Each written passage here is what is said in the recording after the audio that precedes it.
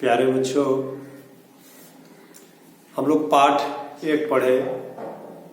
अब आज हम लोग नेक्स्ट चैप्टर पढ़ रहे हैं, पाठ 2। पाठ का नाम है मूर्खा सस्कर। लिखा हुआ मूर्खा सस्कर। तो हम लोग देखते हैं इस कहानी में मूर्ख खरगोश किस प्रकार मूर्ख है, कैसा मूर्ख है, और कहानी से क्या पता चलता है, हम क्या सीखते हैं।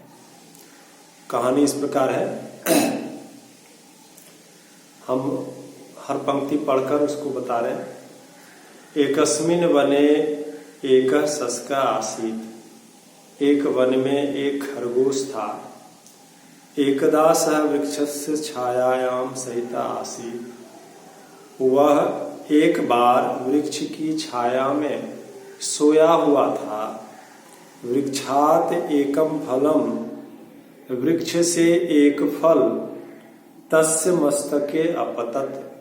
उसके मस्तक पर गिरा। सस्कस्य निद्रा भग्ना भवत्। खरगोश की नींद टूट गई। सचिंतयत, उसने सोचा, आकाशापतत, आकाश गिरा।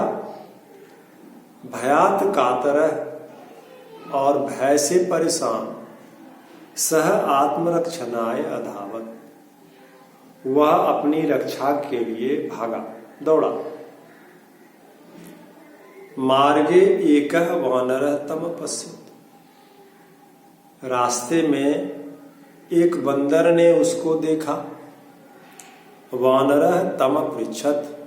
बंदर ने उसको पूछा, मित्र कथम त्वं धावसि। मित्र तुम क्यों दौड़ते हो। सस्का वदत्। तब खरगोश बोला, आकाश पतति, आकाश गिरता है। आकाशपतत, आकाश गिरा, पास्ट टेंस लंग लकार हुआ। आकाश पतति, आकाश गिरता है। अतः अहम धावामि, इसीलिए मैं दौड़ता हूं। भयात कातरः वानरो अपि अधावत्। अब बंदर भी डर गया और बंदर भी दौड़ने लगा, भागने लगा। एवं इस प्रकार वानरम दृष्ट्वा मृगः, बंदर को देखकर हिरण, मृगम दृष्ट्वा गजः, और हिरण को देखकर हाथी, इत्येवं क्रमेण, इस क्रम से एक एक करके, अन्ये पशवो अपि अधावन, दूसरे पशु भी दौड़ने लगे। बस एक दूसरे को देखकर दौड़ने लगे। कारण नहीं पूछा, कारण नहीं जाना क्या गिरा, तो कहां गिरा, कैसे गिरा। मार्गे एकः शृगालः आगच्छति। रास्ते से एक सियार आ रहा था। सह गजम पृष्ठवान, उसने हाथी से पूछा। सभी पशु जब दौड़ रहे थे तो सबसे पीछे हाथी दौड़ रहा था। तो उसने हाथी से पूछा, भवान कथम धावति। आप क्यों दौड़ते हैं। भवान मतलब आप, कथम धावति, क्यों दौड़ते हैं। गजः मृगम, अब हाथी तो नहीं जानता है, वह तो हिरण को देखकर दौड़ रहा है। इसलिए यही प्रश्न, यही सवाल वह हिरण से पूछता है। गजः मृगम, हाथी ने हिरण से पूछा। मृगः वानरम, और हिरण ने बंदर से पूछा, क्योंकि हिरण बंदर को देखकर दौड़ रहा था। इसलिए हिरण ने बंदर से पूछा। इत्येवं क्रमेण अन्ते सस्कम सर्वे पृष्टवन्तः। इत्येवं क्रमेण, इस तरह एक एक करके, अंते, अंत में, सस्कम सर्वे पृष्टवन्तः, सबने खरगोश से पूछा, क्योंकि शुरुआत यहीं से हुई थी। इसलिए सबका प्रश्न खरगोश से ही हुआ कि क्यों तुम दौड़ रहे थे। सबने पूछा। स्ववदत्, तब वह बोला, आकाश पतति, आकाश गिरता है। शृगालः तम पृष्ठवान, तब सियार ने पूछा, कुत्र आकाश पतति, आकाश कहां गिरता है। ससकः तान् सर्वान् तत्रानयत् यत्र स सहित आसीत्। तब जब सियार ने उससे पूछा कि आकाश कहाँ गिरता है, तो खरगोश ने तान सर्वान उन सबको तत्र आनयत वहां लाया, यत्र जहां सह सहिता आसित वहां जहां सोया हुआ था, तत्र पतितम फलम सर्वे पश्यन्